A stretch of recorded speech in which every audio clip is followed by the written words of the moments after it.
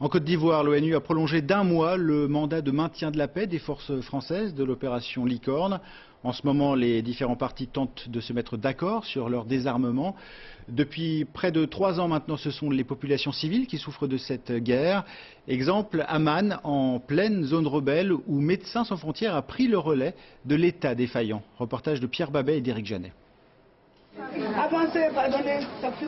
La salle de triage de cet hôpital, c'est un concentré de toutes les misères d'un pays en guerre. Exemple, aux urgences, les victimes des violences de la nuit et des agressions interethniques. Martial Ledec est chirurgien et directeur de cet hôpital.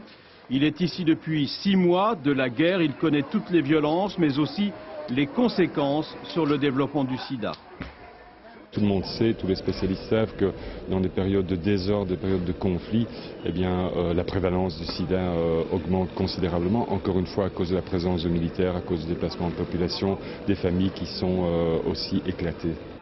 Familles éclatées et déplacées, mais aussi travaux des champs perturbés. Le centre nutritionnel thérapeutique accueille une centaine d'enfants dénutris à cause de la guerre civile. À 6 semaines, cette petite fille ne pèse qu'1,5 kg. Sa mère est trop mal nourrie pour l'allaiter. La chance de cet hôpital, c'est un personnel local compétent et surtout rassuré par la présence de MSF. Mais l'ONG ne peut pas toute seule remplacer l'État ivoirien qui a déserté la zone rebelle. On n'a pas ni les moyens ni l'ambition de pallier un système de santé publique, mais on substitue l'État ici au sein de cet hôpital de référence pour la région des 18 montagnes, une région de 1 600 000 personnes quand même. Et plus de 100 000 consultations par an pour 150 lits d'hospitalisation.